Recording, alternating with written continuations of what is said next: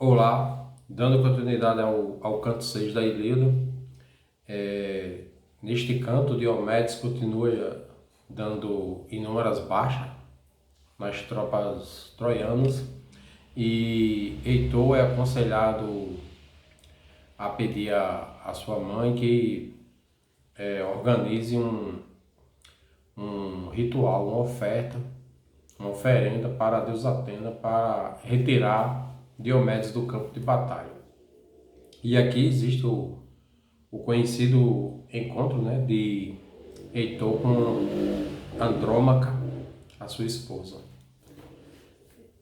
Então, eu lerei do verso 1 ao 236 neste vídeo. Leamos nós. Ficam sozinhos na luta os troianos e os danos grevados, recrudescendo na vasta planície a terrível batalha.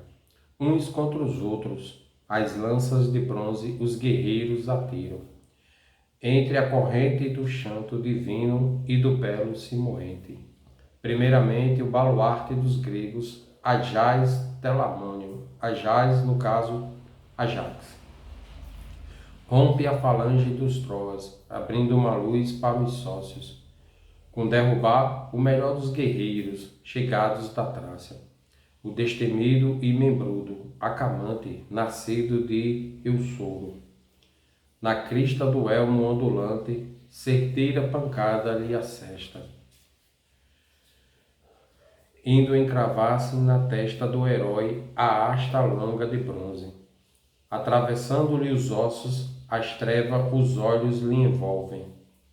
Mata Diomedes de voz retumbante o admirável Axilo, filho do forte Teotrante, que tinha em Alisbe a morada, bem construída e opulenta. Por todos era ele estimado. Pois, para todos, sua casa, na beira da estrada, era franca. Mas nenhum desses amigos lhe veio servir de anteparo. Para livrá-lo da morte, Diomedes a vida tirou-lhe. E ao próprio pajem Calésio, que então dirigia os cavalos na qualidade de auriga, ambos eles a terra baixaram. Na qualidade de auriga é quem pilotava o carro, ficava responsável ali para guiar os cavalos. Priva das armas brilhantes Euríalo, a dois, Dreso e Oféltio, indo depois contra Pétaso e Esepo, que outrora uma náiade a barbaria gerou do formoso pastor Bucolionte, de Laomedonte divino, o mais velho dos filhos, embora de nascimento sem brilho, provindo de amores furtivos. Quando cuidava das belas ovelhas, a náiade uniu-se, de quem ali concebidos 2 gêmeos famosos nasceram. Mas o vigor lhes dissolve, dos joelhos e membros o filho, de Messistel, que dos ombros as armas também lhes retira. A morte a Astilo deu Polipetes, guerreiro ardoroso. Com sua lança de bronze Odisseu tira a vida a Pedites. Nado em percote Aretaune, divino por Teucro foi morto. Foi pela lança brilhante de Antíloco, o moço Nestórida. Ablero morto. Agameno a Elato também prosta exânime, o qual em Pedas o excelsa morava, nas margens do rio Sátene, de bela corrente, ao fugir foi Polito alcançado. Fílaco as armas Eurípilo toma do escuro Melântio. Por Menelau gritador foi Adrasto com vida apanhado. Desobedientes ao freio corriam no plano os cavalos, os quais levaram o carro recurvo a chocar contra um galho. De tamargueira o que fez que o timão se partisse assustados. Para a cidade os cavalos retornam, no rastro dos outros. Cai o guerreiro de bruços, bem junto da roda do carro, indo de boca no chão. Logo perto se achou dele o louro filho de Atreu Menelau, com sua lança de sombra comprida. Passa-lhe os braços à volta dos joelhos, adrasto e suplica: ó Menelau, não me mates, aceita resgate condigno. Em seu palácio, meu pai acumula preciosos tesouros, bem trabalhados objetos de ferro e ouro e bronze abundantes.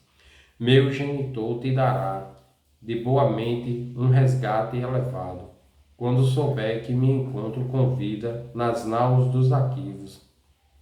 Isso disse ele, abalando sem dúvida o peito do Atrida, que já inclinado se achava, a entregá-lo a um dos servos que o fosse para os navios velozes levar, quando o Atrida Agamemnon chega, apressado e o impediu, com dizer-lhe em voz alta o seguinte: ó Menelau compassivo, por que para os homens te mostras tão sem vigor?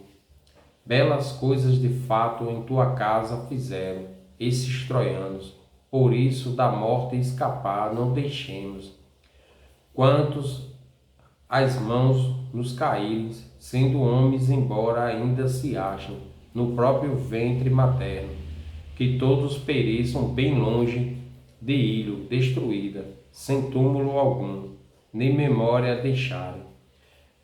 Agamemnon, ele repreende o irmão Menelau, que já ia preservar a vida do inimigo, do guerreiro troiano, que ofereceu resgate, que era muito comum, né, nessas batalhas antigas, principalmente quando era um nobre capturado, o guerreiro, né, pediria um resgate à família, né? Ele disse que Menelau receberia um grande resgate e Menelau já ia preservá-lo, não matá-lo, mas Agamemnon o repreende e relembra a lei da hospedagem, né? Essa tradicional lei no mundo antigo que os troianos desrespeitavam, na medida em que Paris mantém relações amorosas com a esposa de Menelau e ainda sequestra, e ainda leva bens.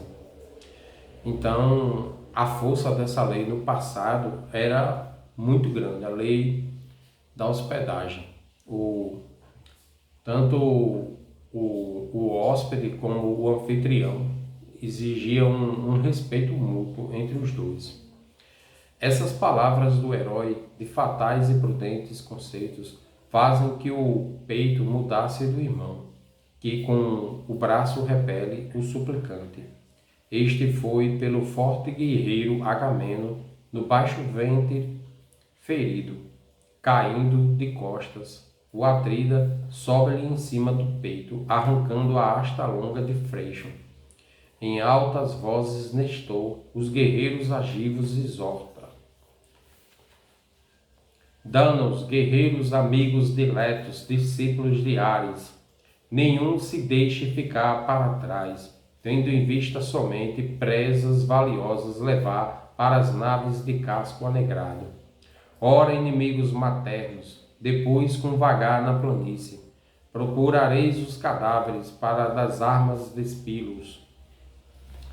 Veja que ali, logo após a batalha, muitas vezes, durante a batalha, assim que mata o inimigo, o vencedor já vai despindo o guerreiro, retirando a armadura. Eram objetos bem valiosos.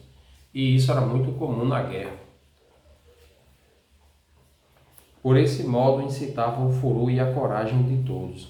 E, porventura, os troianos teriam para ilho fugido, sob a pressão dos lacaios valentes em franco desânimo. Se para Enéas e Heitor não tivesse falado nesta hora o nobre filho de Primo, Heleno, excelente adivinho. Em vós, Enéas e Heitor, Os troianos e os lícios confiam os mais pesados trabalhos da guerra, por terdes em tudo a iniciativa, não só nos combates, também nos conselhos.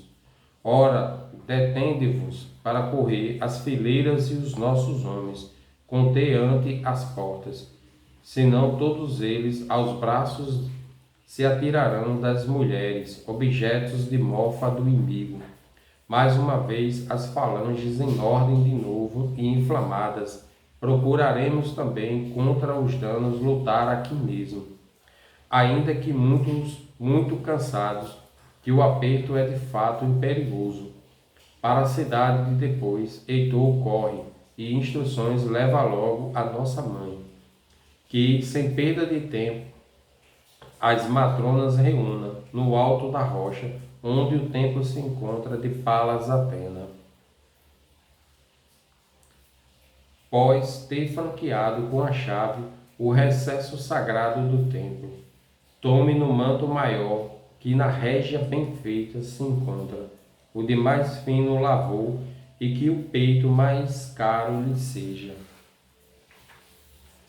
Sobre os joelhos de Atena, de belos cabelos deponha mais, 12 vacas prometa imolar no interior do santuário, ainda indomadas, apenas de um ano, sendo ela benigna para a cidade, as esposas dos teucros e nossos filhinhos, longe mantendo dos muros sagrados de Troia o Tirida, suscitador poderoso do medo selvagem guerreiro, o qual, afirmo, é o mais forte de todos os homens acaios. Tanto pavor, nem de aquele sentimos, senhor de guerreiros. Filho, segundo se diz, de uma deusa, porém tanta é a fúria deste, que fora estultícia a um dos nossos querer enfrentá-lo. Obedeceu logo Heitor ao conselho que Heleno lhe dera. Heleno, irmão de Heitor, aconselha Heitor a procurar a mãe e pediu que faça uma oferenda, um ritual, né, um hecatombe para a deusa Atena, com o objetivo de retirar Diomedes da batalha, da guerra. No entanto, Diomedes é um dos campeões da deusa Atena e a deusa Atena não receberá essa hecatombe, porque ela rejeitará o sacrifício? Porque a deusa Atena, basta lembrar do pomo da discórdia, né? Ela e Hera as duas ficaram ultrajadas, né, por Paris ter escolhido Afrodite. E não só ter escolhido Afrodite, como Afrodite deu para Paris uma mulher que já era casada, uma grega, Helena, e Paris desrespeita a lei da hospedagem, né? Fica com Helena, e a deusa Atena, junto com Hera, promete destruir Troia por causa disso, desse pecado. Então eles vão fazer essa oferta, esse ritual, esse sacrifício para a deusa Atena, mas não serão ouvidos, né, pela deusa. Obedeceu logo Heitor ao conselho que Heleno lhe dera. Rapidamente do carro pulou, sem que as armas soltassem, e 2 lanças brandindo correu às fileiras do exército. A concitar para a luta, os guerreiros, a pugna se instala. Concitar é persuadir. Então ele foi persuadir para a luta os guerreiros. A pugna se instala. A pugna é luta, batalha, guerra. Voltam agora os troianos de novo a enfrentar os arquivos, que por sua vez retrocedem. Cessou desse modo a matança. Imaginavam que algum dos eternos do céu se atirara para ajudar os troianos, que insólito ardor manifestam. Insólito é estranho. Em altos brados é grito, em altos brados Heitor se dirige aos guerreiros troianos. Vós, corajosos troianos e aliados de fama excelente, sede homens, caros amigos, e força mostrai impetuosa. enquanto vou à cidade falar aos anciões do conselho e a nossas caras esposas, que preces aos deuses elevem, a todos eles perfeita hecatombe ofertar, prometendo. Tendo isso dito, afastou-se a agitar o penacho do casco. Nos calcanhares e no alto da nuca o debrum lhe batia, de couro preto que à volta se achava do escudo de umbigo. Glauco, nascido de Hipóloco, e o grande e valente Tirida. Aqui nós teremos um encontro de dois heróis, né? Glauco, do lado das tropas troianas, e Diomedes, o que é o Tirida, do lado dos gregos. E eles têm existe uma relação ancestral entre os dois de vínculo de hospedagem. Veja como essa lei era forte para esse grego arcaico, né? Para os gregos arcaicos. Cheios de ardor, se avistaram no meio do teatro da luta, e caminhando um para o outro, afinal, frente a frente ficaram. Disse Diomedes, de voz retumbante, falando primeiro: Homem de grande valor, de que estirpe mortal te originas? Ainda não tive ocasião de te ver nas batalhas, que aos homens glória concedem. No entanto, os demais em coragem superas, pois vens agora enfrentar a minha lança de sombra comprida. Lança de sombra comprida é uma lança longa. Os que medem comigo são filhos de pai sem ventura. Mas se um dos deuses tu fores, que moram no Olimpo vastíssimo, sabe que contra os eternos não quero em combate medir-me. Nem mesmo o filho de Driante, Licurgo valente, muito longa vida alcançou, por haver contra os deuses celestes lutado. Ébrio uma vez de Dionísio, ele as amas violento repele, do sacro monte de Nisa, tomadas de medo indizível. Quando o homicida Licurgo contra elas brandiu a aguilhada, os terços jogam no chão, aterrado nas ondas marinhas. Corre Dionísio a lançar-se, onde trêmulo Tétis ao seio o recolheu, que assaz medo sentia do herói com seus gritos. Mas depois disso, contra ele irritaram-se os deuses felizes, tendo cegado Zeus Crônida. A vida bem curta ele teve, por se ter feito odioso aos eternos que moram no Olimpo. Por isso tudo, não quero lutar contra os deuses beatos, mas se contrário és humanos e te nutres dos frutos da terra, chega-te e logo hás de ver-te, por certo, no extremo funesto. Veja que Diomedes diz que não quer lutar contra os deuses do Olimpo, mas, no entanto, todavia, contudo, ele já tinha ferido dois deuses do Olimpo. Ele feriu Afrodite no Carpo e também feriu Ares, o deus da guerra. Disse-lhe então em resposta o preclaro rebento de Hipóloco. Preclaro é nobre, uma pessoa nobre, né? Rebento, o filho, no caso aqui, filho, né? Rebento de Hipóloco, né? O filho de Hipóloco. Grande Tirida, porque saber queres a minha ascendência? As gerações dos mortais assemelham-se às folhas das árvores, que umas os ventos atiram no solo sem vida, outras brotam na primavera de novo por toda a floresta viçosa. Desaparecem ou nascem os homens da mesma maneira. Antes de eu dar continuidade aqui nesta fala do Glauco, cabe ressaltar aqui que ele fala da vida curta, da curta existência do homem. Ele traça uns paralelos com a natureza, né? Uma descrição aqui belíssima do piscar de olhos, que é a nossa vida em relação à eternidade. Já que desejas, porém, conhecer meus avós, vou dizer-te qual seja a minha progenie, por muitos de certo sabida. Glauco é uma pessoa nobre, assim como o Diomedes. E ele tem uma ascendência pré-clara. E ele vai descrever aqui a descendência, alguns feitos de seus ascendentes, né? E é bem interessante, o povo antigo ele tinha muito orgulho da ascendência, principalmente os nobres. No centro de Argos, num tris de cavalos, os muros se elevam, de Éfera, sob o comando do mais astucioso dos homens, Sísifo, de Éolo filho, de Sísifo Glauco proveio. Belerofonte, o admirável, de Glauco a existência recebe. Deram-lhe os deuses beleza e vigor varonil aliado, a gênio afável.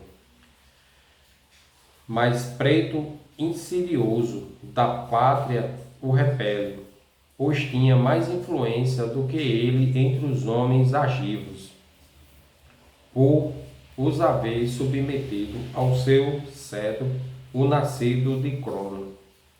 A diva Anteia, consorte de Preto, em desejos ardia de as escondidas unir-se-lhe sem ter, contudo, abalado Belerofonte prudente, de castos e leais pensamentos. Vira-se então para o esposo e, falseando a verdade, lhe disse: ou tira a vida de Belerofonte, ou consente em morreres. Preto, por ter querido ele obrigar-me a um ilícito amplexo. Ilícito amplexo, né? Um abraço ilícito. No caso, seria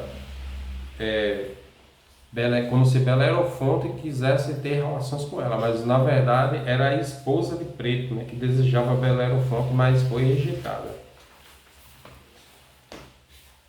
A essas palavras o rei foi tomado de cólera ingente. Não quis da vida privá-lo, por ter em verdade receio, mas para Alícia o enviou, tendo escrito em sinais muito funestos, em 2 tábuas fechadas, que ao sogro mandou que entregasse, para que viesse a morrer, visto morte os sinais inculcarem. Em companhia dos deuses se pôs a caminho o guerreiro. Quando, porém, alcançou a corrente do Xanto na Lícia, foi pelo rei de amplo reino, por modo benigno acolhido. Em 9 dias matou 9 bois, que aos celestes oferta. Mas quando ao 10º, a aurora de dedos de rosa surgiu. Fez-lhe pergunta de ver os sinais, desejoso mostrando-se, que de seu genro, da parte de Preto, lhe tinha trazido. Logo, porém, que o sentido aventou dos fatais caracteres, primeiramente a incumbência lhe deu de extinguir a quimera, originária, não de homens mortais, mas de estirpe divina. Era na frente leão, drago atrás, e no meio quimera, que borbotões horrorosos de fogo lançavam das fauces. Certo do amparo dos deuses, sozinho ele o monstro aniquila. Teve depois de lutar contra os sólinos fortes sozinho. Seu mais terrível encontro, segundo ele próprio dizia, como terceira incumbência destruiu as viris amazonas. Outra perfídia contra ele, perfídia traição. Ao voltar, o hospedeiro escogita, tendo escolhido os melhores guerreiros da Lícia vastíssima, numa emboscada os postou. Não reviu nenhum deles a pátria. Belerofonte, o impecável, a todos privou da existência, reconhecendo afinal que um dos deuses o tinha gerado, soube retê-lo no reino, fazendo-o casar com a filha, e dividindo com ele a honraria e o poder da realeza. Deram-lhe os lícios também um pedaço excelente de terra, própria igualmente para uso do arado e cultivo de frutas, 3 filhos teve da esposa o magnânimo Belerofonte. Foram Hipóloco, Isandro e Laudâmia, gentil e formosa. A esta se uniu em conúbio amoroso Zeus grande e prudente, tendo gerado ao guerreiro esforçado o divino Sapérdone. Lembre-se que Sapérdone ele luta com o filho de Hércules na Batalha de Troia, no canto anterior. Mas quando ao fim se tornara também pelos deuses odiado e pelos campos alheios famosos vagava sozinho, a alma por dentro a roer e a fugir do convívio dos homens. Ares, o deus insaciável, a Isandro privou da existência, em um combate com os Sólios, fortes de fama excelente. Artemis, das rédeas de ouro zangada, matou a Laudâmia, enquanto a mim tenho orgulho de filho chamar-me de Hipóloco, que me mandou para a Troia sagrada, insistindo comigo para ser sempre o primeiro e de todos os mais distinguir-me, sem desonrar a linhagem dos nossos, que sempre entre os fortes de Éfera foram contados, bem como na Lícia vastíssima. Esse o meu sangue, essa a estirpe, que só de nomear me envaideço. Isso disse ele. Alegrou-se Diomedes, de voz retumbante. Finca a asta brônzea na terra, de heróis a nutriz generosa, e com palavras afáveis saudou o pastor de guerreiros. Hóspede és meu desde o tempo de nossos avós.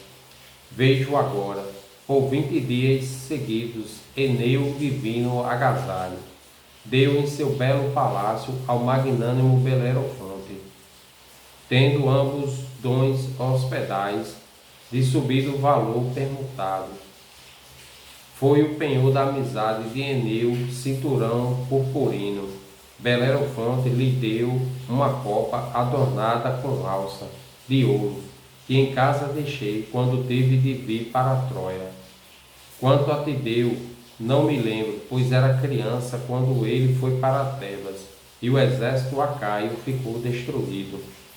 Por essa antiga amizade és meu hóspede em Argos, ao passo que me farás grato hospício, se um dia eu chegar até a Lícia. Cumpre, portanto, que em meio da pugna um ao outro poupemos, para matar. Não me faltam troianos, excelsos e aliados. Quem quer que um Deus me conceda, ou quem chegue a alcançar na carreira. Sobram-te aqueus, outros sim igualmente, para muitos privares da vida. Ora troquemos as armas, porque possam todos os outros reconhecer que nós dois nos gloriamos da vida amizade. Ambos dos carros desceram, depois de assim terem falado, e logo apertos de mão, como prova de afeto, trocaram. Foi quando o Crônidas Zeus o juízo de Glauco conturba, por ter querido trocar com Diomedes as armas que tinha, ouro por bronze, o valor de 100 bois pelo preço de 9. Zeus influencia Glauco para dar as peças de ouro pelas peças de bronze de Diomedes. Então, este é o fim deste vídeo, e no próximo retornaremos à leitura do canto 6 da Ilíada.